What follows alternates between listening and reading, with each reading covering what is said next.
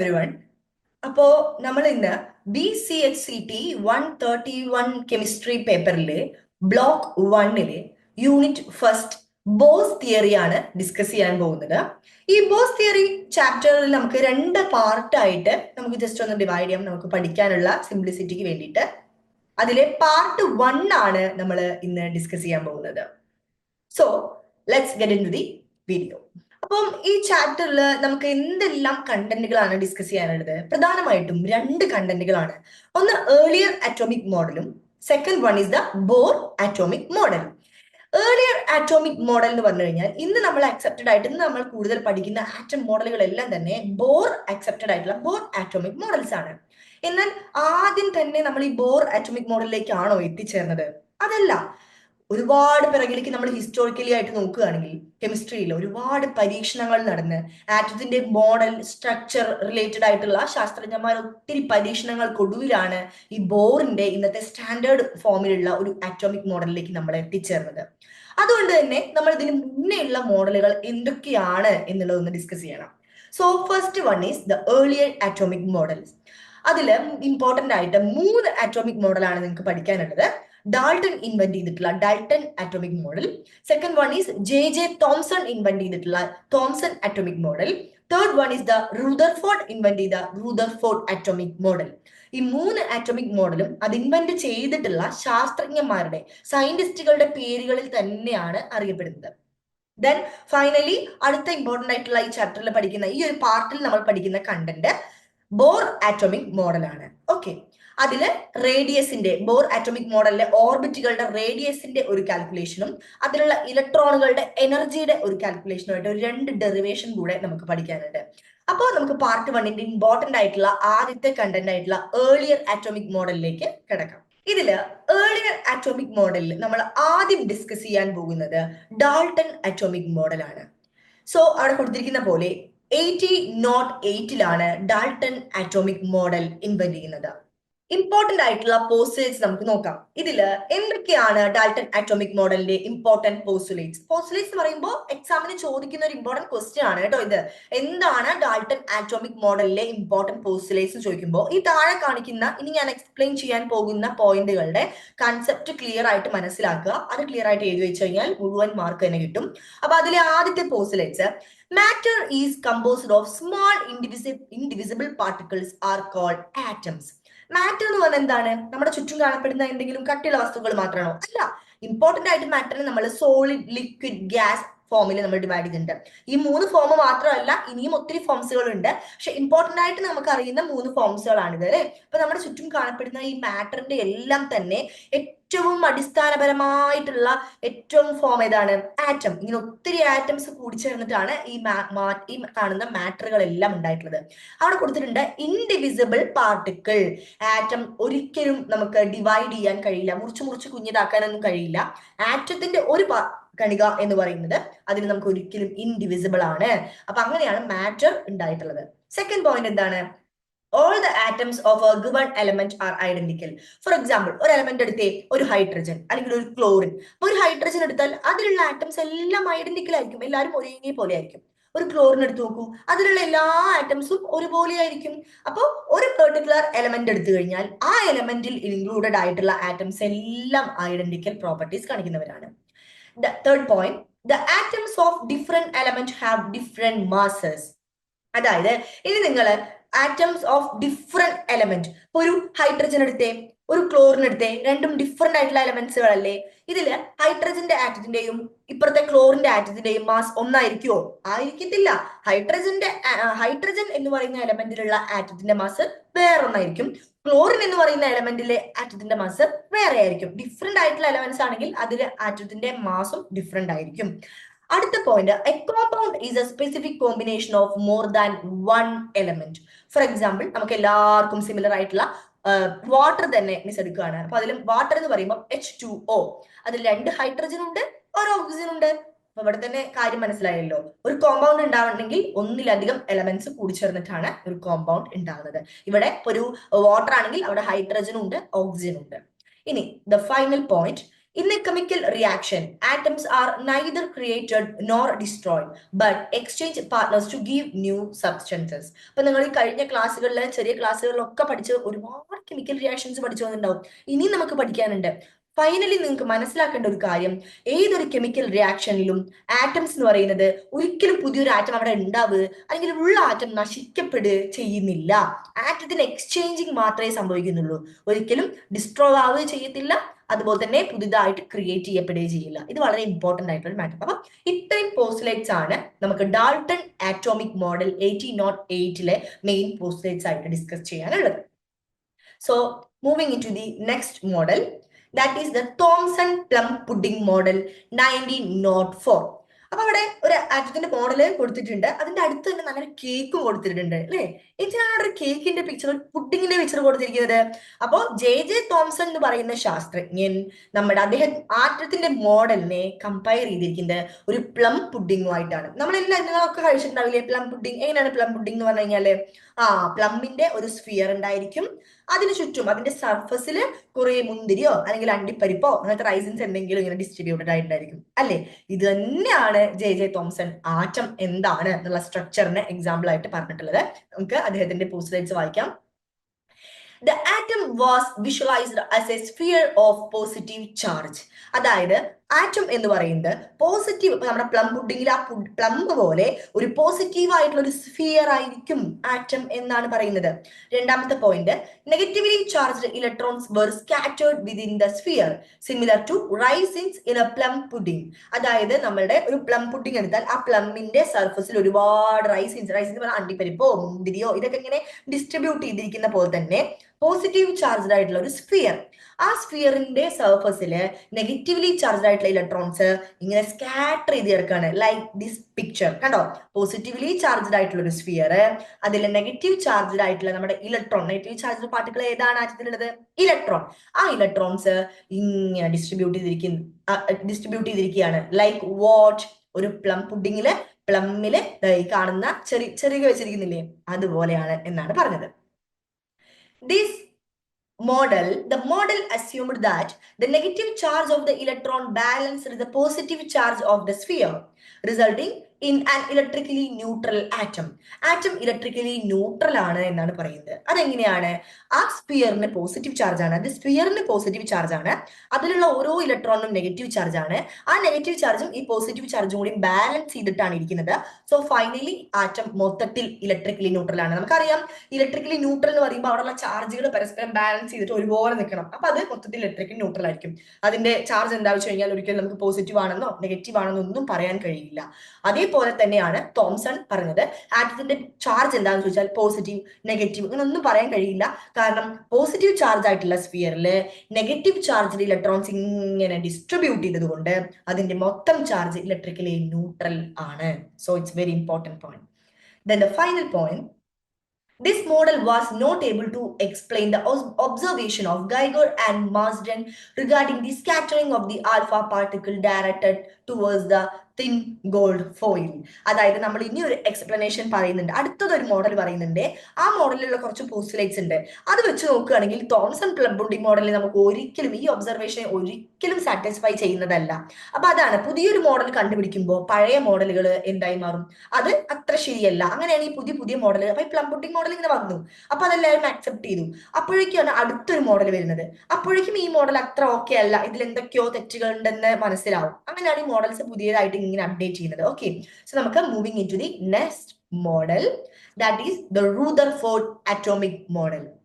Rutherford എങ്ങനെയാണ് ആറ്റത്തിന്റെ മോഡലിനെ എക്സ്പ്ലെയിൻ ചെയ്തത്? അദ്ദേഹം ഒരു എക്സ്പെരിമെന്റിലൂടെയാണ്. What is that experiment? The alpha ray scattering experiment. വളരെ ഇമ്പോർട്ടന്റ് ആണ്, എക്സാമിന് ചോദിക്കാൻ ചാൻസ് ഉള്ള ഒരു ക്വസ്റ്റ്യൻ ആണ് കേട്ടോ. റൂദർഫോർഡിന്റെ ആൽഫ റേ സ്കാറ്ററിംഗ് എക്സ്പെരിമെന്റ്. ആ എക്സ്പെരിമെന്റിന്റെ പിക്ചർ ആണ് ഇവിടെ കൊടുത്തിട്ടുള്ളത്. എന്താണ് ഈ പിക്ചറിൽ കാണുന്നത്? നമുക്ക് നോക്കാം. Bombarding a thin gold foil with alpha particle and observing their scattering pattern. നോക്കിയേ, ഇവിടെ എന്താണ് കൊടുത്തിട്ടുള്ളത്? ഈ സെന്ററിലായിട്ട് ഒരു തിൻ ഗോൾഡ് ഫോയിൽ കൊടുത്തിട്ടുണ്ട്. എന്താണ്? തിൻ ആയിട്ടുള്ള ഒരു ഗോൾഡ് ഫോയിൽ. ഇവിടെ ഒരു സോഴ്സ് ഓഫ് ആൽഫ പാർട്ടിക്കിൾസ് ആണ് നമുക്ക് ഈ എക്സ്പെരിമെന്റ് വേണ്ടത്. ആൽഫ പാർട്ടിക്കിൾ, അപ്പൊ അതിന്റെ ഒരു സോഴ്സും ഉണ്ട്. ഇനി നമ്മൾ ചെയ്യാൻ പോകുന്നത് ഈ ആൽഫ പാർട്ടിക്കിളിന്റെ സോഴ്സിൽ നിന്ന് ഈ ആൽഫ പാർട്ടിക്കിളിനെ ഈ തിൻ ഫോയിലേക്ക് അങ്ങോട്ട് കടത്തിവിടും, ലോട്ട് ഓഫ് ആൽഫ പാർട്ടിക്കിൾസിനെ. അപ്പൊ അവിടെ എന്താണ് സംഭവിക്കുന്നത് എന്നുള്ളതായിരുന്നു നമ്മളുടെ റൂദർഫോർഡിന്റെ എക്സ്പെരിമെന്റ്. സോ ഫൈനലി അദ്ദേഹം എത്തിച്ചേർന്നിട്ടുള്ള ഒബ്സർവേഷൻ ആണ് ഇവിടെ കൊടുത്തിട്ടുള്ളത്. അതിന്റെ റെപ്രസെന്റേഷൻ ഉണ്ട്, അപ്പോൾ നമുക്ക് എക്സ്പ്ലെയിൻ ചെയ്യാം. The first point, most of alpha particle passed through undeflected, indicated that the atom is mostly empty space. അതായത് ഈ സോഴ്സിൽ നിന്ന് കുറെ ആൽഫ പാർട്ടിക്കിൾസ് ഈ തിൻ ഗോൾഡ് ഫോയിലേക്ക് ഹിറ്റ് ചെയ്തു. ആ ഹിറ്റ് ചെയ്തപ്പോ എന്താ സംഭവിച്ചതെന്ന് വെച്ച് കഴിഞ്ഞാല് കുറെ ആൽഫ പാർട്ടിക്കിൾസ് അങ്ങോട്ട് കടന്നുപോയി. Most of the alpha particles are undeflected. Undeflected എന്ന് പറഞ്ഞാൽ ഡിഫ്ലക്ട് ചെയ്യാണ്ട് കടന്നുപോയി. അതിന്റെ അർത്ഥം എന്തായിരിക്കും? ആറ്റത്തിനകത്തുള്ള most of the space empty ആയിരിക്കും. അതിനകത്ത് എന്തെങ്കിലും ഒരുപാടുണ്ടെങ്കിൽ നമുക്ക് കടന്നു പോകാൻ കഴിയുമോ? പറ്റില്ല. അപ്പൊ ആറ്റത്തിന്റെ മോസ്റ്റ് ഓഫ് ദ സ്പേസ് എന്തായിരിക്കും? എംപ്റ്റി ആണ്. അതുകൊണ്ടാണ് നമ്മൾ കടത്തിവിട്ട most of the alpha particle without deflection, undeflected ആയിട്ട് അവർ കടന്നുപോയത്. അതാണ് ഫസ്റ്റ് ഒബ്സർവേഷൻ. ഇവിടെ പിക്ചറിൽ കാണിക്കുന്നത് കണ്ടില്ലേ? Most of the alpha particles undeflected ആയിട്ട് പോയി. Second, alpha particles, those deflected by large angles, suggested that the presence of a small, dense, positively charged region within the atom named as atom. അതായത് അങ്ങനെയാണ് അതിന് atom എന്നുള്ള പേര് വന്നത്. എങ്ങനെയാ? ചില ആൽഫ പാർട്ടിക്കിൾസ് എന്ത് ചെയ്തു? ഒരു പെർട്ടിക്കുലർ സ്റ്റേജിലെത്തുമ്പോൾ അതങ്ങോട്ട് ഡിഫ്ലക്ട് ചെയ്യും. ഒരു ലാർജ് ആംഗിൾ. ഇത് നോക്കിയേ, ഇങ്ങനെ കടന്നു പോകേണ്ടത് അങ്ങനെ പോവാണ്ട് ചെറുതായിട്ട് അങ്ങോട്ട് ഡിഫ്ലക്ട് ചെയ്തു. ഒരു പെർട്ടിക്കുലർ പോയിന്റിൽ എത്തുമ്പോൾ അതങ്ങോട്ട് ഡിഫ്ലക്ട് ചെയ്തു. അതിനർത്ഥം അങ്ങനെ ഒരു ഡിഫ്ലക്ഷൻ സംഭവിക്കുന്നുണ്ടെങ്കിൽ അവിടെ എന്തോ ചെറുതായിട്ടുണ്ട്. എന്നാൽ ഒരുപാട് ആൽഫ പാർട്ടിക്കിളിനൊന്നും ഡിഫ്ലക്ഷൻ സംഭവിക്കുന്നില്ല. അതിനർത്ഥം മൊത്തമല്ല, ഒരു സ്മോൾ ആയിട്ട് ഡെൻസ് ആയിട്ട് ഒരു പോസിറ്റീവ്ലി ചാർജ് റീജിയൻ ഉണ്ട്. അതെങ്ങനെയാണ് അത് പോസിറ്റീവ്ലി ചാർജ് റീജിയൻ എന്ന് മനസ്സിലായേ? നമ്മൾ ഈ കടത്തിവിടുന്ന ആൽഫ പാർട്ടിക്കിൾസും പോസിറ്റീവ് ചാർജ് ആണ്. സോ അത് റിപ്പൽ ചെയ്യുന്നുണ്ട്. റിപ്പൽ ചെയ്യുന്നതിന് അർത്ഥം അവിടെ ഇരിക്കുന്ന ആൾക്കും എന്താ ചാർജ്? പോസിറ്റീവ് ചാർജ് ആണ്. ലൈക്ക് ചാർജസ് അല്ലേ റിപ്പൽ ചെയ്യുക.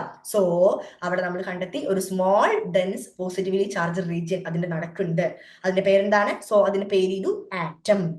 Then the final point, some alpha particles bounded back, suggested that the nucleus containing most of the atom's mass. നോക്കിയേ, ഇവിടെ നോക്കിയേ, ചിലത് എന്ത് ചെയ്തു? ബൗണ്ട് ബാക്ക് ചെയ്തു. ആ ബൗണ്ട് ബാക്ക് ചെയ്തതിന്റെ അർത്ഥം ഈ കംപ്ലീറ്റ് ന്യൂക്ലിയസിന്റെ മാസ് കോൺസെൻട്രേറ്റ് ചെയ്തിരിക്കുന്നത് എവിടെയാണ്? ഈ ആറ്റത്തിലാണ്. കാരണം ആ മാസ് ഉള്ളത് കൊണ്ടല്ലേ ഈ പോയ ആറ്റം, ഈ ആൽഫ പാർട്ടിക്കിൾസ് 180 ഡിഗ്രിയിൽ ഡിഫ്ലക്ട് ചെയ്ത് ബാക്ക് ചെയ്ത് വന്നു. അതിന്റെ അർത്ഥം ആ ന്യൂക്ലിയസിന്റെ മാസ് കംപ്ലീറ്റ് എവിടെ ഇരിക്കുന്നേ? ആറ്റത്തിലാണ്. അതുകൊണ്ടാണ് അവിടെ ഹിറ്റ് ചെയ്തിട്ടുള്ള നമ്മുടെ ആൽഫ പാർട്ടിക്കിൾസ് ബാക്ക് ചെയ്ത് വന്നത്. സോ ഇതായിരുന്നു റുദർഫോർഡിന്റെ experiment and his observations. Very important. Next, finally എത്തിയിട്ടുള്ള കൺക്ലൂഷൻസ് എന്തായിരുന്നു എന്നുള്ളതാണ്. Atom has a tiny positively charged central part is known as nucleus. ആറ്റത്തിന് അതിനകത്ത് ഒരു ടൈനി ആയിട്ടുള്ള പോസിറ്റീവ്ലി ചാർജ്ഡ് ആയിട്ടുള്ള ഒരു പോർഷൻ ഉണ്ട്. അതിന്റെ പേരാണ് atom. The atom has a tiny positively charged center part is known as nucleus. നമ്മുടെ കംപ്ലീറ്റ് ആറ്റം, ആ ആറ്റത്തിനകത്ത് ഒരു കുഞ്ഞിയ ടൈനി പോസിറ്റീവ്ലി ചാർജ്ഡ് ആയിട്ടുള്ള ഒരു സെന്റർ പാർട്ടിന്റെ പേരാണ് nucleus. Most of the volume of atom is empty. അത് നമുക്ക് മനസ്സിലായില്ലേ? എംപ്റ്റി ആയതുകൊണ്ടല്ലേ alpha particles, most of the alpha particles കടന്നുപോയേ. ഇവിടെ നോക്കിയ picture, most of the alpha particles കടന്നുപോയി. അതിനർത്ഥം most of the volume of atom is empty. The size of nucleus is much smaller than that of the atom. ഒരു ആറ്റമായിട്ട് compare ചെയ്യുമ്പോൾ അതിന്റെ സെന്ററിലുള്ള ന്യൂക്ലിയസിന്റെ atom വളരെ ചെറുതാണ്. അതിന്റെ സൈസ് വളരെ ചെറുതാണ്. All the positive charge of atom are concentrated in the nucleus. അല്ലെ, mostly നമ്മുടെ ഒരു ആറ്റത്തിന്റെ most of the positive charge concentrate ചെയ്തിരിക്കുന്നത് അതിന്റെ സെന്റർ പാർട്ട് ആയിട്ടുള്ള ന്യൂക്ലിയസിലാണ്. Electron revolve around the nucleus in extra nuclear part in various orbit which are called shell or energy level. ഇനി നമ്മൾ പറഞ്ഞു പോസിറ്റീവ്ലി ചാർജ്ഡ് ആയിട്ടുള്ള പ്രോട്ടോൺസ് എല്ലാം ഈ ന്യൂക്ലിയസിനകത്താണ്. അപ്പോൾ നെഗറ്റീവ് ആയിട്ടുള്ള ഇലക്ട്രോൺസ് എവിടെയാണ്? ആ ഇലക്ട്രോൺസ് ഈ ന്യൂക്ലിയസിന് ചുറ്റുമുള്ള ഒരു പെർട്ടിക്കുലർ പാത്തിലൂടെ, ആ പാത്തിനെ പറയുന്ന പേരാണ് ഷെൽ ഓർ എനർജി ലെവൽസ്. ആ എനർജി ലെവലിലൂടെ ഇങ്ങനെ revolve ചെയ്തുകൊണ്ടേയിരിക്കുവാണ്. Then finally, number of electron is equal to the number of proton.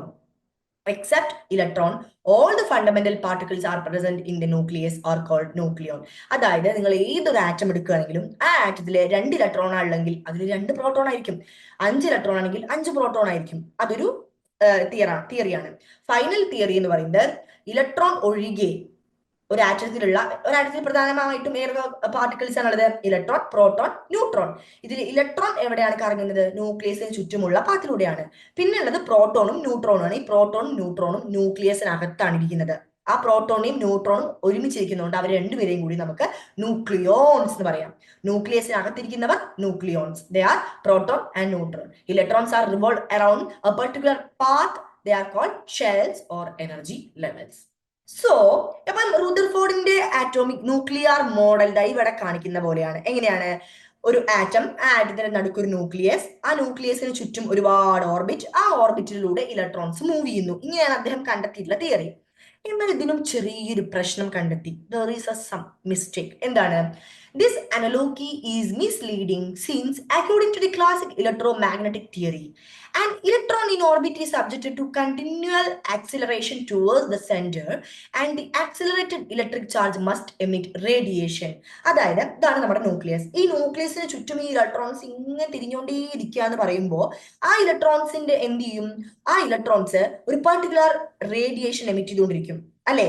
മാത്രമല്ല അവരുടെ ആക്സിലറേഷൻ എവിടേക്കായിരിക്കും? ആ ആക്സിലറേഷൻ സെന്ററിലേക്കായിരിക്കും.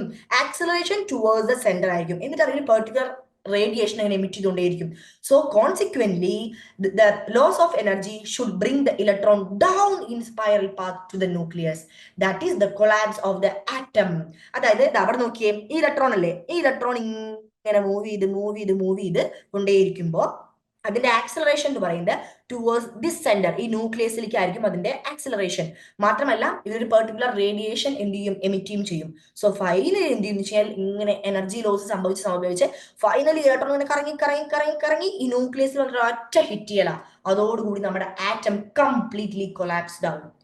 നെഗറ്റീവ്ലി ഇലക്ട്രോണും പോസിറ്റീവ് ന്യൂക്ലിയസും കൂടി ചേർന്ന് ഹിറ്റ് ചെയ്യുമ്പോൾ അത് കംപ്ലീറ്റ്ലി കൊളാപ്സ്ഡ് ആവും. സോ ഇവിടെ നമ്മുടെ എന്ത് സംഭവിച്ചു? Rutherford nuclear model of atom so അത്ര സാറ്റിസ്ഫൈഡ് അല്ലാത്ത ലെവലിലേക്ക് എത്തിച്ചേർന്നു. അങ്ങനെയാണ് നമ്മൾ ബോർ ആറ്റം മോഡലിലേക്ക് ഫൈനൽ എത്തിച്ചേർന്നത്. 1913 ബോർ അദ്ദേഹത്തിന്റെ ബോർ ആറ്റം മോഡൽ സജസ്റ്റ് ചെയ്യുന്നത്. അതിൽ എന്തെല്ലാമാണ് പറയുന്നത്?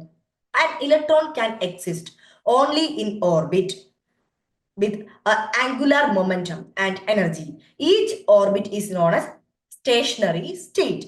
അതായത് ഇപ്പൊ നമ്മൾ നേരത്തെ പറഞ്ഞു ഷെൽ അല്ലെങ്കിൽ എനർജി ലെവൽസ് എന്ന് പറഞ്ഞ പോലെ ബോർ പറഞ്ഞിട്ടുള്ള പേരാണ് സ്റ്റേഷനറി സ്റ്റേറ്റ്. കാരണം ഓരോ ഇലക്ട്രോണിനും ഓരോ പർട്ടിക്കുലർ ആംഗുലാർ മൊമെന്റം ഉണ്ടായിരിക്കും ആൻഡ് എനർജി ഉണ്ടായിരിക്കും. അപ്പൊ ആ ഇലക്ട്രോൺ അത് സാറ്റിസ്ഫൈ ചെയ്യുന്ന സ്റ്റേഷനറി സ്റ്റേറ്റിൽ മാത്രമേ എക്സിസ്റ്റ് ചെയ്യുള്ളൂ. അതിന്റെ പിക്ചറാണ് ഇവിടെ കൊടുത്തിട്ടുള്ളത്. And the electron does not radiate energy when it is in an allowed orbit. നമ്മൾ നേരത്തെ റൂദർഫോർഡ് പറഞ്ഞ പോലെ എന്ത് ചെയ്യില്ല? ഒരു എനർജി ലോസ് ഒന്നും അവിടെ സംഭവിക്കില്ല. ഒരു ഇലക്ട്രോൺ അതിന്റെ പെർട്ടിക്കുലർ അലൗഡ് ഓർബിറ്റിലാണെങ്കിൽ, അത് ഇരിക്കാൻ പറ്റുന്ന ആംഗുലർ മൊമെന്റം എക്സിസ്റ്റ് ചെയ്യുന്ന അലൗഡ് ഓർബിറ്റിലാണെങ്കിൽ അത് യാതൊരു തരത്തിലും എനർജി റേഡിയേറ്റ് ചെയ്യില്ല. Third point, while in an orbit the angular momentum of the electron MVR is an integral multiple of h/2π units. അതായത് ഒരു ഓർബിറ്റലിൽ ഇരിക്കുന്ന സമയത്ത് ഒരു ഇലക്ട്രോണിന് ഒരു പർട്ടിക്കുലർ ആംഗുലർ മൊമെന്റം ഉണ്ടായിരിക്കും. നമുക്കറിയാലോ ആംഗുലർ മൊമെന്റത്തിന്റെ ഇക്വേഷൻ എന്താണ്? MVR.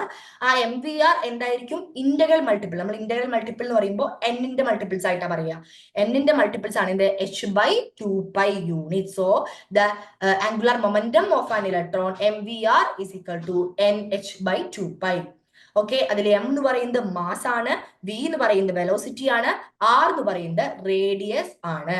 ഓക്കെ, അതിൽ എച്ച് എന്ന് പറയുന്ന കോൺസ്റ്റന്റ് ഏതാണ്? Planks constant. ഏത് കോൺസ്റ്റന്റ് ആണ്? Planks constant. Okay, then N എന്ന് പറയുന്നത് പ്രിൻസിപ്പൽ ക്വാണ്ടം നമ്പർ ആണ്. പ്രിൻസിപ്പൽ ക്വാണ്ടം നമ്പർ എന്ന് പറഞ്ഞാൽ അതിരിക്കുന്ന ഷെല്ലിന്റെ നമ്പർ. കെ ആണെങ്കിൽ 1, എൽ ആണെങ്കിൽ 2, എം ആണെങ്കിൽ 3, അങ്ങനെ നമ്മൾ പഠിച്ചിട്ടല്ലോ, അതാണ്. And each spectral line is produced by a single electron. ഓരോ ഇലക്ട്രോണും നമ്മുടെ ഒരു ആറ്റത്തിൽ ഓരോ ഇലക്ട്രോണും ഓരോ സ്പെക്ട്രൽ ലൈൻ ആണ് പ്രൊഡ്യൂസ് ചെയ്യുന്നത്. എങ്ങനെയാണ് സ്പെക്ട്രൽ ലൈൻ പ്രൊഡ്യൂസ് ചെയ്യുന്നത്? When an electron jumps from one orbit to another, the frequency is emitted or absorbed is giving rise to a definite spectral line. അതായത് ഒരു ഇലക്ട്രോൺ ഒരു പെർട്ടിക്കുലർ ഓർബിറ്റിൽ ഇരിക്കുകയെന്ന് കരുതിക്കോ. ഒന്നില്ലെങ്കിൽ അതെന്ത് ചെയ്യും? അടുത്ത ഓർബിറ്റിലേക്ക് ജമ്പ് ചെയ്യുമ്പോൾ എനർജിനെ അബ്സോർബ് ചെയ്യും അല്ലെങ്കിൽ എനർജിനെ എമിറ്റ് ചെയ്യും. എന്തായാലും അവിടെ ഒരു ചേഞ്ച് ഇൻ എനർജി സംഭവിക്കുന്നുണ്ട്. ആ ചേഞ്ച് ഇൻ എനർജിയുടെ ഇക്വേഷൻ ആണ് delta E is equal to H nu or H C dash. So ഈ ഒരു ഡെൽറ്റ ഇ എന്ന് പറയുന്ന ചേഞ്ച് ഇൻ എനർജിയുടെ ഇക്വേഷനും പഠിച്ചു വെക്കണം കേട്ടോ. അപ്പോൾ നമ്മുടെ പാർട്ട് 1 നമുക്ക് ഇത്രയും പോർഷൻസ് ആണ് പഠിക്കാനുള്ളത്. സോ നെക്സ്റ്റ് നമ്മൾ ഡിസ്കസ് ചെയ്യാൻ പോകുന്ന ടോപ്പിക് കുറച്ച് മാത്തമാറ്റിക്കൽ അപ്രോച്ച് ആണ്. നമ്മൾ ഇതുവരെ പഠിച്ച ആറ്റോമിക് മോഡലിന്റെ കൺസെപ്റ്റ് പോലെയല്ല, ഇതൊരു മാത്തമാറ്റിക്കലി ഉള്ള അപ്രോച്ച് ആണ്. സിമ്പിൾ ആണ്, ഒന്ന് ശ്രദ്ധിച്ച് കേട്ടിരുന്നാൽ മതി. സോ അതിൽ 2 കാൽക്കുലേഷൻസ്, 2 ഡെറിവേഷനെ നമുക്ക് ആകെ പഠിക്കാനുള്ളൂ. ഒരു ഡെറിവേഷൻ എന്ന് പറയുന്നത് calculation of radius of orbit. ഒരു പെർട്ടിക്കുലർ ആറ്റത്തിന്റെ ഓർബിറ്റിന്റെ റേഡിയസ്, അത് ഏത് ഓർബിറ്റ് തന്നാലും അതിന്റെ റേഡിയസ് കാൽക്കുലേറ്റ് ചെയ്യാനുള്ള ഒരു ഇക്വേഷനും. നെക്സ്റ്റ് വൺ ഇലക്ട്രോൺ, അതായത് ഏത് ഇലക്ട്രോൺ ആയിക്കോട്ടെ ഒരു ആറ്റത്തിലുള്ള nth ഓർബിറ്റിൽ, ആ nth ഓർബിറ്റിലുള്ള ഏത് ഇലക്ട്രോൺ ആയാലും ആ ഇലക്ട്രോണിന്റെ എനർജി കാൽക്കുലേറ്റ് ചെയ്യാനുള്ള ഇക്വേഷൻ. ഇങ്ങനെ 2 ഡെറിവേഷൻ ആണ് നമുക്ക് പഠിക്കാനുള്ളത്. So moving into the first derivation, calculation of radius of orbit. Bohr atom model considered an electron of charge E and mass m revolving around the nucleus of charge ZE with velocity v in a stationary orbit of radius r. അതായത് ഈ പറയുന്ന ഓരോ സിംബൽസും എന്താന്നുള്ളത് അറിയണം. അതായത് ഇത്രയേ ഉള്ളൂ. Bore എന്ന് പറയുന്ന ശാസ്ത്രജ്ഞൻ പറയുന്ന ആറ്റം മോഡലില് ഇലക്ട്രോണിന്റെ ചാർജ് ഇ ആണ്, മൈനസ് ആണല്ലോ. So minus E and charge and M എന്ന് പറയുന്നത് ആ ഇലക്ട്രോണിന്റെ മാസ് ആണ്. അത് ന്യൂക്ലിയസ് ഓഫ് ചാർജ്, ഈ പറയുന്ന ഇലക്ട്രോൺ മൂവ് ചെയ്യുന്ന ആറ്റത്തിന്റെ ന്യൂക്ലിയസിന്റെ ചാർജ് എന്താണ്? പോസിറ്റീവ് ആണ്. So positive ZE with velocity v. എന്താണ് അതിന്റെ വെലോസിറ്റി? ആ ഇലക്ട്രോണിന്റെ v എന്നാണ് velocity, with orbit of radius r. അപ്പൊ ഇതാണ് നമ്മുടെ condition. So the nuclear charge is taken as, നമുക്കറിയാം നമ്മുടെ ന്യൂക്ലിയസിന്റെ ചാർജിന് എടുത്തിരിക്കുന്നത് പോസിറ്റീവ് ZE ആയിട്ടാണ്. Since nucleus is assumed to contain Z proton and each proton has charge E. Okay, so ഇനി നമ്മൾ ഡെറിവേഷനിലേക്ക് കടക്കുകയാണ്. For attaining mechanical stability, the electrostatic force of attraction FA between electron and nucleus must be equal to centrifugal force FC which operating in opposite direction. ഇത്രയേ ഉള്ളൂ, ഒരു കോംപ്ലിക്കേഷനും ഇല്ല. ഇതാണ് നമ്മുടെ ബോർ പറയുന്ന എന്ത് ഹൈഡ്രജൻ ആറ്റം. ഹൈഡ്രജൻ ആറ്റം വളരെ base ആറ്റ് ആയതുകൊണ്ടാണ് ഹൈഡ്രജൻ എടുത്തിരിക്കുന്നത്, കാരണം അതിന് ഒരു ഇലക്ട്രോൺ അല്ലേ ഉള്ളൂ. സോ ഇവിടെ നമ്മുടെ ന്യൂക്ലിയസിന്റെ സെന്ററിൽ with charge plus positive ZE with radius R and ഇവിടെ ഇലക്ട്രോൺ E ആണ് ആൻഡ് ഇലക്ട്രോണിന്റെ വെലോസിറ്റി v ആണ് അല്ലെ. ഇതിങ്ങനെ v എന്ന് പറയുന്ന ഒരു വെലോസിറ്റിയിലാണ് ഇങ്ങനെ മൂവ് ചെയ്തുകൊണ്ടിരിക്കുന്നത്. ഓക്കെ, സോ ഇവിടെ എന്ന് പറഞ്ഞു കഴിഞ്ഞാല് നമ്മൾ പറയുകയാണ്, നമ്മളിങ്ങനെ ഒരു അസ്യൂം ചെയ്യാണ്, ഇവിടെ ഈ ഇലക്ട്രോണും അതുപോലെ തന്നെ ഈ ന്യൂക്ലിയസും തമ്മിൽ ഒരു ഇലക്ട്രോസ്റ്റാറ്റിക് അട്രാക്ഷൻ ഉണ്ടാവും. അത് നിങ്ങൾക്ക് എല്ലാവർക്കും അറിയില്ലേ, കാരണം നമ്മുടെ ന്യൂക്ലിയസിന് പോസിറ്റീവ് ചാർജ് ആണ്, ഇലക്ട്രോൺ നെഗറ്റീവ് ചാർജ് ആണ്. So there is an electrostatic force of attraction. അതിനെ നമ്മൾ FA എന്നാണ് ഇൻഡിക്കേറ്റ് ചെയ്യുന്നത്. And also which must be equal to the centrifugal force. Okay, ഇവിടെ ഒരു, കാരണം വട്ടത്തിലാണ് ഈ ഇലക്ട്രോൺ മൂവ് ചെയ്യുന്നത്. സോ അവിടെ ഒരു സെൻട്രിഫ്യൂഗൽ ഫോഴ്സ് ഉണ്ടായിരിക്കും. അപ്പൊ ആ സെൻട്രിഫ്യൂഗൽ ഫോഴ്സ് ആണ് FC. സോ ഈ FA എന്ന് പറയുന്ന ഇലക്ട്രോസ്റ്റാറ്റിക് ഫോഴ്സ് FC എന്ന് പറയുന്ന സെൻട്രിഫ്യൂഗൽ ഫോഴ്സിന് ഈക്വൽ ആൻഡ് ഓപ്പോസിറ്റ് ആയിരിക്കും. അതാണ് ഈ ഇക്വേഷൻ 1.3 കൊടുത്തിരിക്കുന്നത്. FA is equal to minus FC. Equal and opposite എന്ന് കാണിക്കാനാണ് ആ negative simple. The electrical force of attraction FA is directly proportional to the product of charge E and ZE and inversely proportional to the square of the distance of separation between nucleus and the electron. ആ ഒരു concept ഇപ്പൊ ഇവിടെ ഈ പറഞ്ഞിട്ടുള്ള കാര്യത്തിനെ നമ്മൾ mathematically എഴുതിയിരിക്കുന്നതാണ് ഇത്. അതായത് FA എന്ന് പറയുന്ന നമ്മുടെ electrostatic force of attraction directly proportional, അതിനാണ് ഈ ചിഹ്നം. എന്തിനോട്?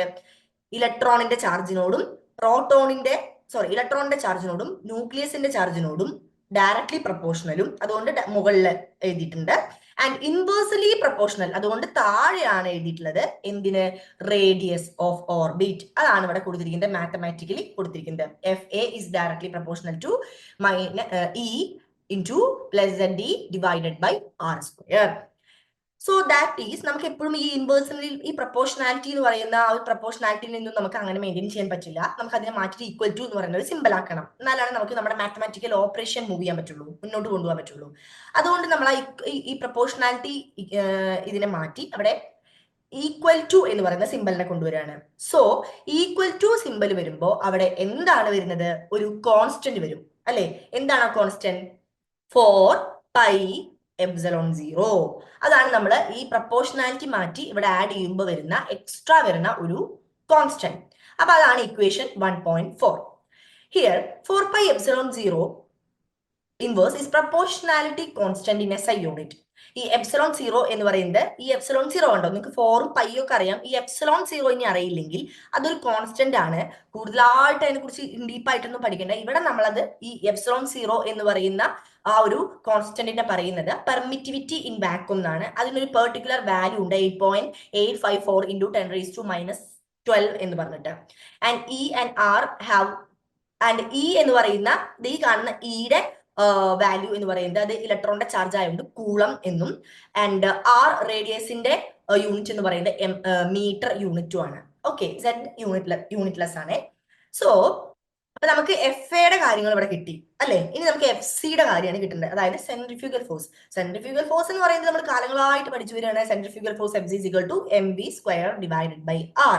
അതിന് എവിടുന്ന് കിട്ടിയെന്ന് ചിന്തിക്കേണ്ട. അത് നമ്മൾ +2 മുതലേ ആ ഒരു സെക്കൻഡറി കാലഘട്ടങ്ങളിലേ പഠിച്ചു വരുന്ന ഒരു പെർമനന്റ് ഇക്വേഷൻ ആണ്. So you must know. Okay, നിങ്ങൾക്ക് അറിഞ്ഞിരിക്കണം. You should know Fc = mv²/r. അതാണ് ഇക്വേഷൻ 1.5. അപ്പൊ നമ്മൾ എന്ത് ചെയ്യാണ്? അപ്പൊ നമുക്ക് എഫ് എയും കിട്ടി, എഫ് സിയും കിട്ടി. ഇത് രണ്ടും കൂടി നമ്മൾ എവിടെയാണ് പുട്ട് ചെയ്യുന്നത്? ഈ 1.3ല് Fa = -Fc എന്ന് പറയുന്ന ഈ ഒരു ഇക്വേഷനിൽ ഈ രണ്ട് വാല്യൂസിനെ നമ്മൾ പുട്ട് ചെയ്യാണ്. So you will get -Ze² / 4πε0r² = Fc യുടെ വാല്യൂ -mv²/r. ഇവിടെ മൈനസ് എന്തിനാണ്? നമ്മൾ പറഞ്ഞു നേരത്തെ എന്താണ്? Fa = -Fc ആണ്. അതുകൊണ്ടാണ് ഇവിടെ മൈനസ് സിമ്പൽ കൊടുത്തിട്ടുള്ളത്. സോ ഇതിനൊന്ന് റീഅറേഞ്ച് ചെയ്ത് എഴുതുവാണ്. ഇതിന്ന് എനിക്ക് എന്താണ് mv² എന്നാണ് കിട്ടുന്നത്. സോ ഞാൻ ആ mv² ഇങ്ങോട്ട് എടുത്തു കഴിഞ്ഞാൽ നിങ്ങൾക്ക് ആ സിമ്പിൾ ഓപ്പറേഷൻസ് ഒക്കെ അറിയുമെന്ന് ഞാൻ വിചാരിക്കുന്നു. അങ്ങോട്ടും ഇങ്ങോട്ടും എടുക്കുമ്പോൾ ഇവിടെ എക്സ്ട്രാ ഉള്ള ഒരു 6 കട്ടായി പോവും. അപ്പൊ നമുക്ക് ഫൈനലി Ze² / 4πε0r എന്ന് കിട്ടും. രണ്ട് പോർഷനിലും ഈക്വൽ ടു അപ്പുറത്തും ഇപ്പുറത്തും ഒരേ സിമ്പിൾ ആയതുകൊണ്ട് രണ്ടും നമുക്ക് വെട്ടിക്കളയാം, രണ്ട് നെഗറ്റീവും വെട്ടിക്കളയാം. So finally you will get mv² = Ze² / 4πε0r. അതാണ് നമ്മുടെ equation 1.6. So rearranging equation mvr നമ്മൾ നേരത്തെ പറഞ്ഞായിരുന്നു. mvr ആംഗുലർ മൊമെന്റം എന്ന് പറയുന്നത് എന്താണ്? n × h/2π ആണ്. സോ അതിൽ നിന്ന് നമ്മൾ ഈ mvr = nh/2π എന്ന് കിട്ടി. അപ്പൊ v = എന്താണ്? nh/2πmr ആണ്. അപ്പൊ നമ്മൾ ജസ്റ്റ് അതായത് mvr = nh/2π ആണെങ്കിൽ v = nh/2πmr ആണ്. ഇനി ഈ രണ്ട് ഭാഗം ഈക്വൽ ടുന്റെ ലെഫ്റ്റ് സൈഡും റൈറ്റ് സൈഡും നമ്മൾ സ്ക്വയർ ചെയ്യാണ് അങ്ങോട്ട്. ഇതാണ് ഇതിന്റെ സ്റ്റെപ്പ്, ഡെറിവേഷന്റെ സ്റ്റെപ്പ് നമ്മൾ ഫോളോ ചെയ്യുക. സോ ഇവിടെ സ്ക്വയർ ചെയ്യുമ്പോൾ b² ആവും, ഇവിടെ സ്ക്വയർ ചെയ്യുമ്പോൾ ഇവിടുത്തെ എല്ലാം അങ്ങോട്ട് സ്ക്വയർ ആവും. n² h² / 2² ആവുമ്പോൾ 4 ആവും. 4π² m²r².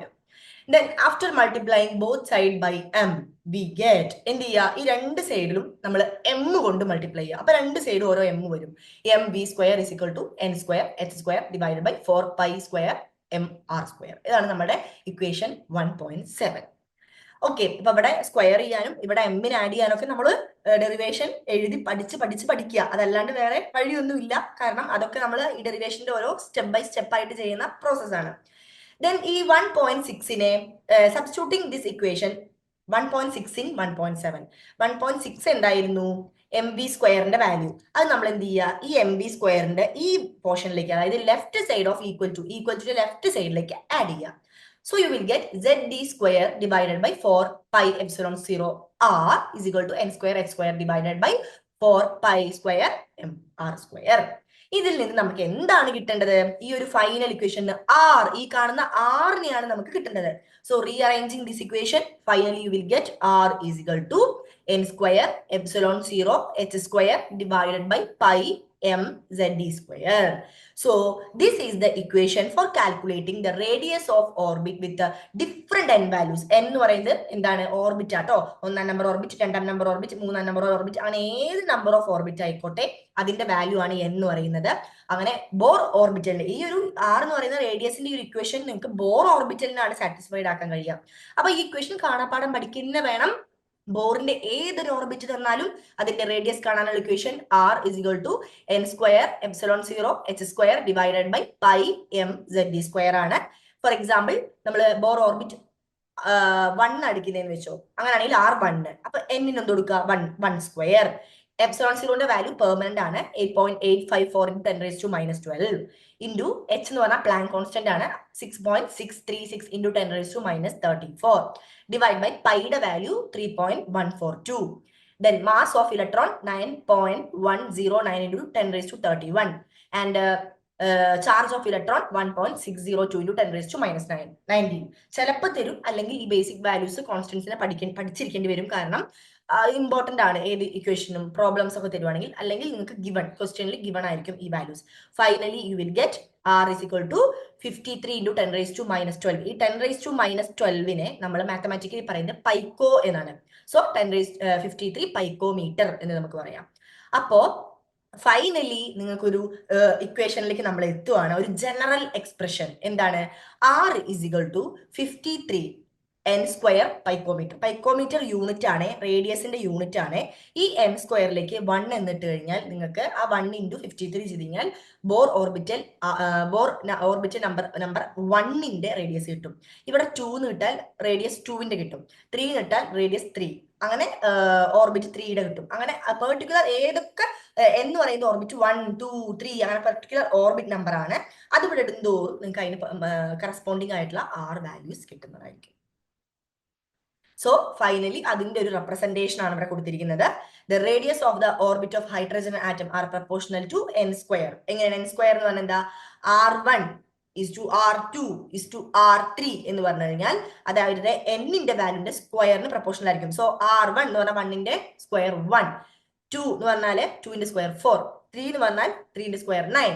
സോ ഇതൊരു ഫൈനൽ തിയറി ആണ്. അവരുടെ proportionality r1 is to r2 is to r3 എന്ന് പറയുന്നത് 1 is to 4 is to 9 എന്നായിരിക്കും.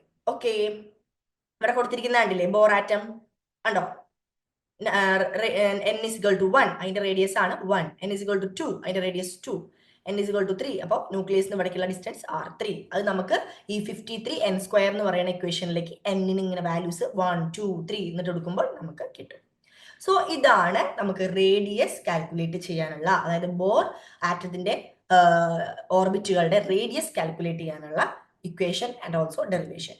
Next we are moving in to the energy of an electron in an orbit. ഏതൊരു Bohr orbit എടുക്കുകയാണെങ്കിലും അതിലുള്ള ഇലക്ട്രോണിന്റെ, ഏത് ഇലക്ട്രോൺ നിങ്ങൾ എടുത്തോ, nth ഇലക്ട്രോൺ എന്നാ പറയുന്നത്. nth ഇലക്ട്രോൺ എന്ന് പറഞ്ഞാൽ n ഏതോ ആവാം, 1ഓ 2ഓ 3ഓ 4ഓ, ഏതൊരു ഇലക്ട്രോണിന്റെയും ഓർബിറ്റിന്റെ എനർജി, ഇലക്ട്രോണിന്റെ energy. So the total energy En of an electron is given by the sum of its potential energy and kinetic energy. അതായത് ടോട്ടൽ എനർജി എന്ന് പറയുന്നത് ഓൾവേസ് നിങ്ങൾക്ക് അറിയാലോ എന്താണ്, അത് പൊട്ടൻഷ്യൽ എനർജിയുടെയും കൈനറ്റിക് എനർജിയുടെയും സമ്മാണ്. സോ അത് എഴുതിയിട്ടുണ്ട്, ഇതിവിടെ പൊട്ടൻഷ്യൽ എനർജിയാണ്, ഇത് കൈനറ്റിക് എനർജിയാണ്. അതാണ് ഇക്വേഷൻ 1.10. സോ പൊട്ടൻഷ്യൽ എനർജി എന്താന്ന് പറഞ്ഞു കഴിഞ്ഞാൽ, കൈനറ്റിക് എനർജി എന്താന്ന് കഴിഞ്ഞാൽ അതിന്റെ സമ്മായിരിക്കും നമുക്ക് കിട്ടുന്ന ആൻസർ അല്ലേ. അപ്പൊ നമുക്ക് പൊട്ടൻഷ്യൽ എനർജി ഫസ്റ്റ് കണ്ടുപിടിക്കാം, ദെൻ ഫൈനലി പിന്നെ കൈനറ്റിക് എനർജി കണ്ടുപിടിക്കാം. The potential energy of the electron is defined as the work necessary to take the electron to infinity from its equilibrium distance r. ഇതൊരു concept ആണ്. ഒരു ഇലക്ട്രോണിന്റെ potential energy എന്ന് പറയുന്നത്, നമുക്ക് പൊട്ടൻഷ്യൽ എനർജി എപ്പോഴും വർക്ക് നിൽക്കില്ലല്ലേ, എന്ത് വർക്കാണ്, ആ ഇലക്ട്രോണിനെ നമ്മൾ ഇൻഫിനിറ്റിയിൽ നിന്ന് ഒരു ഇൻഫിനിറ്റിയിൽ കിടക്കുന്ന ഇലക്ട്രോണാണ്, അതിന് നമുക്ക് വേണ്ട ഒരു കൺസിഡറബിൾ r എന്ന് പറയുന്ന ഒരു ഡിസ്റ്റൻസിലേക്ക് കൊണ്ടുവരണം. അവിടെ നമ്മൾ ചെയ്യുന്ന വർക്കാണ് അവിടെ ആ ഇലക്ട്രോൺ ആവശ്യമായിട്ട് വരുന്ന potential energy.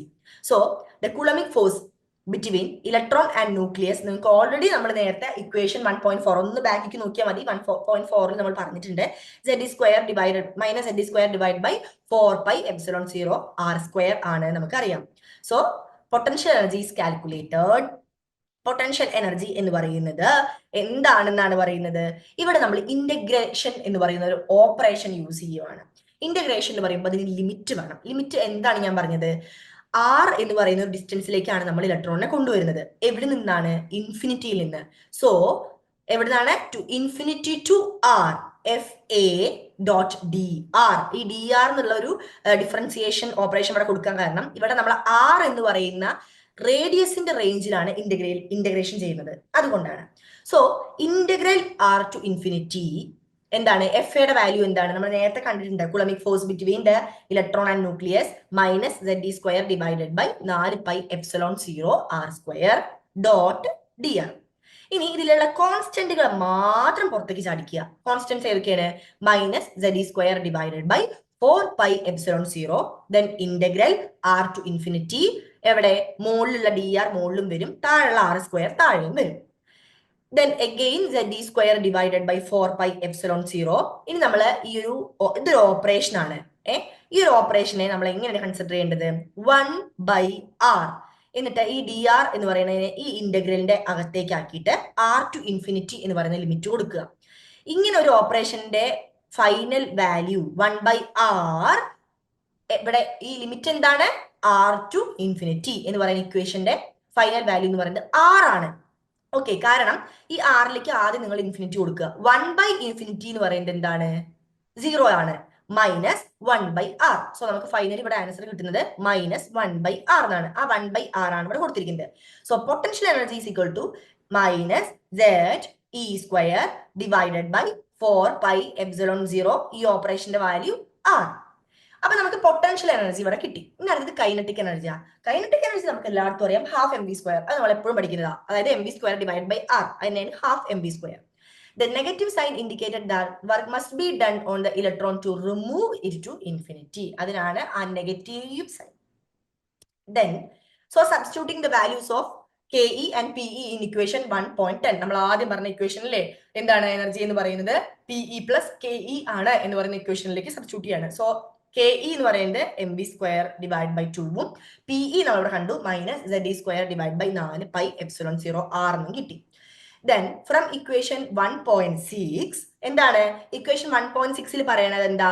mv square by 2 എന്ന് പറയുന്നതിനെ ZD square divide by 8πε0 r എന്ന് നമ്മൾ ഇക്വേഷൻ 1.6ൽ പറഞ്ഞിട്ടുണ്ട്. എവിടെ? ഞാൻ കാണിച്ചു തരാം.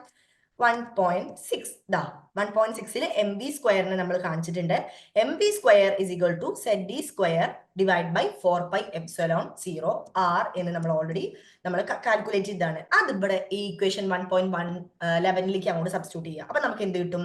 ZD square divide by 8πε0 r minus ZD square divide by 4πε0 r. Finally you will get En is equal to -ZD square divided by 8πε0 r. This is the equation for finding the energy of electron in an nth orbit.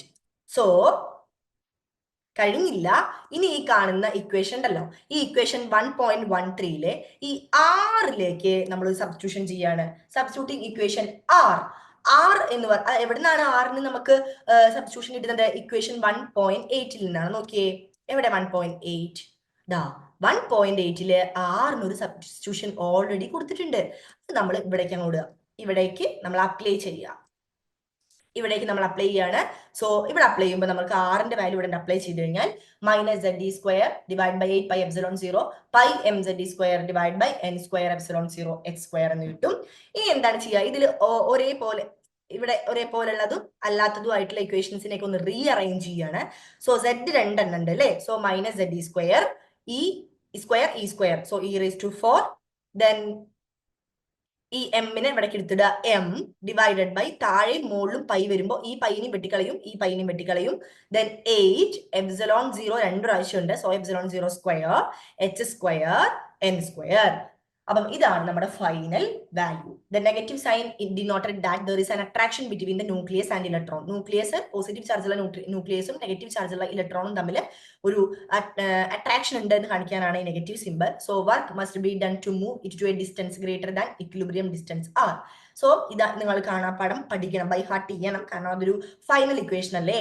Energy കാണാനുള്ളത് Z - ZD square e⁴ m divided by 8 epsilon 0 square x square n square എന്ന് പറയുന്ന equation. ഇനി നിങ്ങളൊരു example നമുക്ക് എടുക്കാം. ഈ എന്നിലോട്ട് 1 എന്നുള്ളതൊന്ന് substitute ചെയ്തേ. അപ്പൊ നിങ്ങൾക്ക് ഫസ്റ്റ് ഓർബിറ്റലിലുള്ള ഇലക്ട്രോണിന്റെ എനർജി കിട്ടും. അപ്പൊ 1 സ്ക്വയർ, ഈ ഇ എന്ന് പറയുന്നിടത്ത് നമ്മുടെ ഇലക്ട്രോണിന്റെ ചാർജ് ആണ്, എം എന്ന് പറയുന്നിടത്ത് ഇലക്ട്രോണിന്റെ മാസ് ആണ്, താഴെ 8 ഇൻറ്റു ഇത് നമ്മുടെ എപ്സിലോൺ സീറോന്റെ വാല്യൂ ആണ്, ഇത് എച്ച് പ്ലാങ്ക് കോൺസ്റ്റന്റ് വാല്യൂ ആണ്. So finally E N is equal to -2.178 into 10⁻⁻18 divide by N square joule. Joule എന്ന് പറയുമ്പോൾ എനർജി അല്ലേ, അപ്പൊ അതിന്റെ വാല്യൂ ആണ്, എനർജിയുടെ യൂണിറ്റ് ആണ് ജൂൾ. അപ്പൊ ഇതാണ് 1. ഈ nth ഓർബിറ്റ് ഓഫ് ഹൈഡ്രജൻ എന്ന് പറയുന്നതിന്റെ ഈ കാണുന്ന കോൺസ്റ്റന്റുകൾക്ക് എല്ലാം വാല്യൂ ഇട്ട് കൊടുക്കുമ്പോൾ നമുക്ക് ഫൈനൽ കിട്ടുന്ന ആൻസർ. അപ്പൊ നിങ്ങൾ ഇത് കാണാൻ പാഠം പഠിക്കണം. E N is equal to -2.178 into 10⁻⁻18 divide by N square. ഈ എന്നിലേക്ക് 1 ഇട്ടാൽ ഫസ്റ്റ് ഓർബിറ്റലിലേക്ക് കിട്ടും, 2 ഇട്ടാൽ സെക്കൻഡ് ഓർബിറ്റലിലെ, അങ്ങനെ പെർട്ടിക്കുലർ ഓർബിറ്റലിലെ ഇലക്ട്രോൺസിന്റെ എനർജി നമുക്ക് കിട്ടും. അതാണ് ഇവിടെ അത് വെച്ചിട്ട് നമ്മൾ 1ന്റെയും 2ന്റെയും ഓർബിറ്റൽ 3ന്റെയും 4ന്റെയും 5ന്റെ ഒക്കെ കണ്ടതാണ്. നമ്മുടെ ജനറൽ ഇക്വേഷൻ എന്ന് പറയുന്നതാണ് -2.178 into 10⁻⁻18 divided by N square.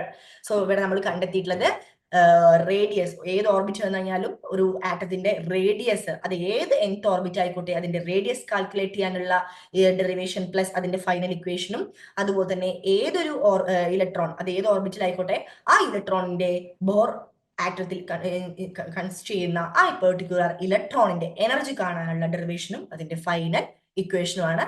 So എല്ലാവർക്കും ക്ലിയർ ആയിട്ടുണ്ടെന്ന് വിശ്വസിക്കുന്നു. So thank you.